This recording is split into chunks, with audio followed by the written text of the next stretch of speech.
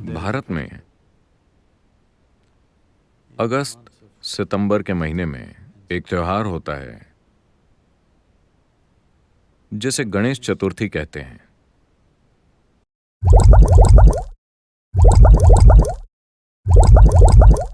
ये हाथी के चेहरे वाले भगवान हैं। वास्तव में उस चेहरे को हाथी का नहीं होना था, उसे एक गण का होना था। कहीं किसी कलाकार ने गलती कर दी और वो हाथी का चेहरा बन गया। It's called Ganapati, that means the chief of Ganas. उन्हें गणपति कहा जाता है, जिसका अर्थ है गणों के मुखिया। तो लोग गणेश जी की मूर्ति बनाते हैं मिट्टी से, कच्ची मिट्टी से, और उन्हें सुंदर रंगों से सजाते हैं। कुछ लोग बिना रंग वाली मूर्ति पसंद करते हैं, कुछ रंगों वाली। फिर उनकी पूजा की जाती है। उनके पास धूमधाम से उत्सव मनाया जाता है। संगीत समारोह होते हैं, बड़े बड़े समारोह होते हैं। कुछ लोग बहुत बड़ी मूर्तियां बनाते हैं, 108 फुट ऊंची। मगर उत्सव पूरा होने पर आमतौर पर ये 1 हफ्ते या 15 दिनों तक चलता है। लोग जाकर मूर्ति को किसी झील या समुद्र में विसर्जित कर देते हैं ताकि भगवान जल में घुल जाएं। एक देवता बनाइए, उसे लेकर एक दीवानगी पैदा कीजिए, उसे अपना पूरा जीवन बना लीजिए। उन 15 दिनों या 1 महीने में गणेश के सिवा कुछ नहीं होता। हम वही खाते हैं जो वो खाते हैं, हम वही पसंद करते हैं जो उन्हें पसंद है। सब कुछ उनके जैसा होता है। मगर फिर एक दिन हम उन्हें विसर्जित कर देते हैं। विसर्जन के बाद उनका काम खत्म। सिर्फ यही इकलौती संस्कृति है जो अब भी ये जानती है कि भगवान हमने बनाए हैं। So, he is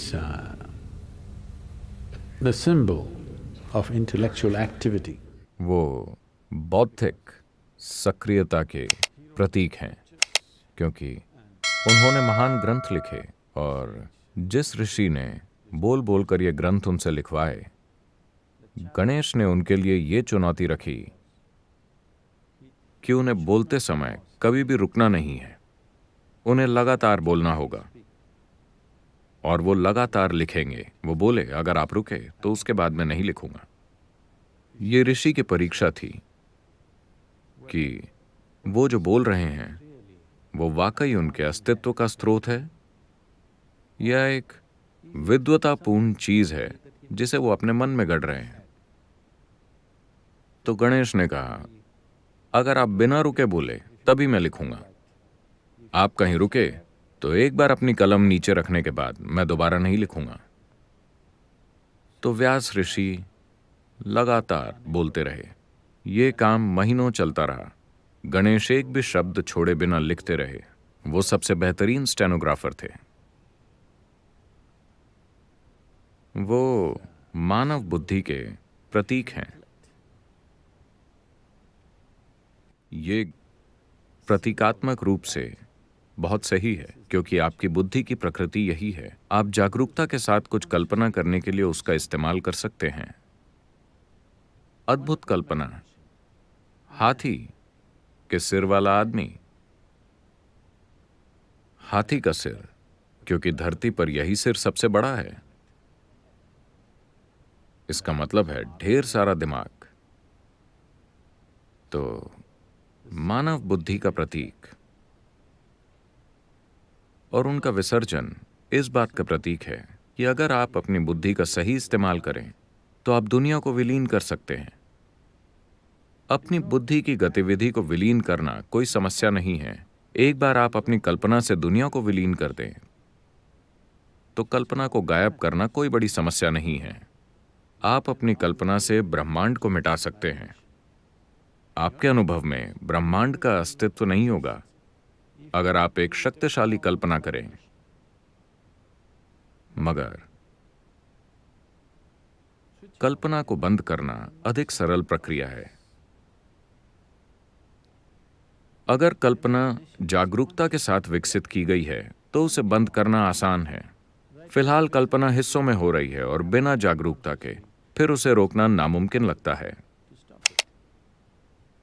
तो ये पूरा उत्सव इसका प्रतीक है कि हम उन्हें बनाते हैं और आपको उनके आसपास होने वाले जश्न को देखना चाहिए। आमतौर पर उन्हें सार्वजनिक स्थानों पर रखा जाता है।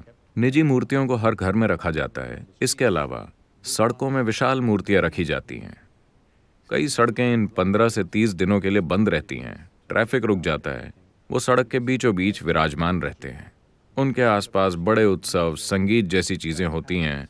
इस दौरान लोग उनके आसपास ही रहते हैं, मगर समय आने पर वो जाकर उन्हें विसर्जित कर देते हैं और हो गया, वो चले जाते हैं। अगले 1 साल कोई उनके बारे में नहीं सोचता। अगर आप अपनी कल्पना और बुद्धि के साथ पूरी तरह यही कर सकें, ये मन या ये गतिविधि जिसे हम मन कहते हैं, मैं चाहता हूं कि आप इसे साफ साफ समझ लें। आपका मन कोई पूर्ण वस्तु नहीं है। यह सिर्फ एक खास तरह की गतिविधि है। गतिविधि नहीं तो मन भी नहीं। हाँ या ना? मान लीजिए अभी आपके पास कोई विचार नहीं है। क्या आपके पास मन है? ओह, मेरे पास मन है, मेरे पास मन नहीं है। हाँ, आपके पास है, क्योंकि ये एक विचार है। अगर विचार नहीं है तो मन जैसी कोई चीज नहीं है, क्योंकि ये एक तरह की गतिविधि है। Consciousness is capable of being here. चेतना बिना किसी गतिविधि की मदद के भी मौजूद हो सकती है। गतिविधि चेतना का निर्माण नहीं करती, चेतना गतिविधि का निर्माण करती है। मैं हाथ हिलाता हूं, हाथ मुझे नहीं हिलाता, मैं हाथ को हिलाता हूं। इसी तरह मैं अपने मन को चलाता हूं, इसका उल्टा नहीं। लेकिन अभी इसका उल्टा ही होने लगा है। आपके मन की प्रकृति ही आप बन गए हैं, है ना? आपका मन जितनी पागलपन की चीजें करता है, वही आपका गुण बन गया है ना? अब इन भूमिकाओं को पलटना सबसे महत्वपूर्ण है, क्योंकि अगर आप अपने मन की प्रकृति को तय करें तो कुछ असाधारण हो सकता है। अगर आपका मन आपकी प्रकृति को तय करता है तो ये एक संयोग है। ये एक बुरा संयोग है या नहीं? वो स्थितियां तय करती हैं, मगर ये एक संयोग है।